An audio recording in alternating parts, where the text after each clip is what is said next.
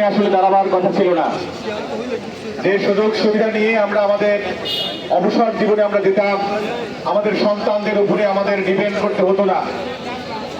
আপনারা অনেকেই জানেন বর্তমান সময়ের সন্তানরা কয়জন তার মা বাবাকে দেখে।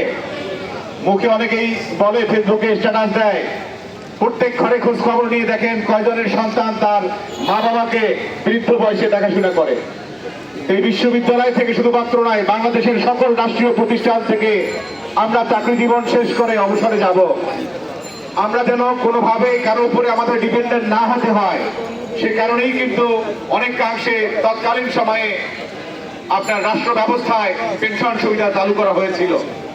তো সেই পেনশন সুবিধা বন্ধ করে দেয়া হয়েছে অথবা দেয়া হচ্ছে আগামীকালকে 1 জুলাই থেকে কার্যকর করবার কথা।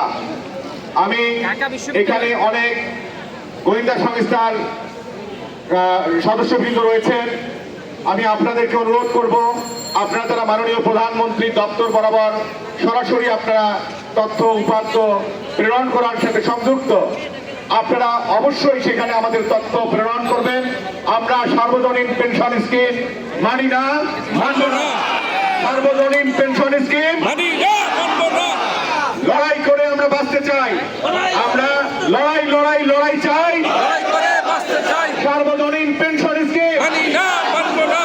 মাননীয় প্রধানমন্ত্রী, আপনি আমাদের রংপুর বিভাগের বউ, আপনি বৃহত্তর ফরিদপুর অঞ্চলের মেয়ে।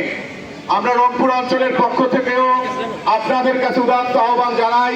আমরা ঢাকা বিশ্ববিদ্যালয় উত্তরবঙ্গ চাকরিজীবী কল্যাণ পরিষদ রয়েছে, যেই লোকগুলো ম্যাক্সিমাম আপনার শ্বশুরবাড়ির অঞ্চল মানে কেন্দ্রে ঢাকা বিশ্ববিদ্যালয় রয়েছে।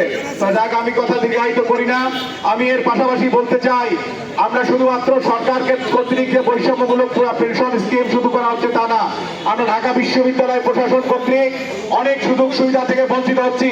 বিগত প্রায় 3 বছর ধরে আমাদের শিক্ষার অনুমতি বন্ধ। প্রত্যেকটা ছেলে মেয়ে এখানে যারা উদীয়মান লেখাপড়া করতে চায়, পয়েন্ট সুবিধা পেতে চায়, কোনো সুযোগ সুবিধা পাচ্ছে না। পদে পদে প্রমোশন সংশ্লিষ্ট সকল বাধা আমাদেরকে সৃষ্টি করা হচ্ছে। এরপর 25 সাল থেকে বলা হয়েছে যে পয়েন্ট টেবিল আগের মতো গণনা করা হবে না, এবং অনেক কিছু আমাদের নীতিমালায় 9/2020 নীতিমালায় স্পষ্টীকরণ নাই। এবং আজকের এই সার্বজনীন আপনার পেনশন সংক্রান্ত বৈষম্যমূলক প্রজ্ঞাপন বাতিলের দাবিতে যে আমরা আন্দোলন করছি, এবং ঢাকা বিশ্ববিদ্যালয় কর্মকর্তা কর্মচারী সমিতির ঐক্য পরিষদের আহ্বানে যে আমাদের আজকে আহ্বান করা হয়েছে যে কর্মসূচি, সেটা আমরা সফল করব। এবং সেই সাথে আমি ভবিষ্যতের জন্য আপনাদের আহ্বান করতে চাই, ঢাকা বিশ্ববিদ্যালয় কর্তৃক যে সকল সুবিধা থেকে আমরা বঞ্চিত হচ্ছি, একইভাবে যেন আমরা সবাই ঝাঁপিয়ে পড়তে পারি। আপনাদের সবাইকে অসংখ্য ধন্যবাদ।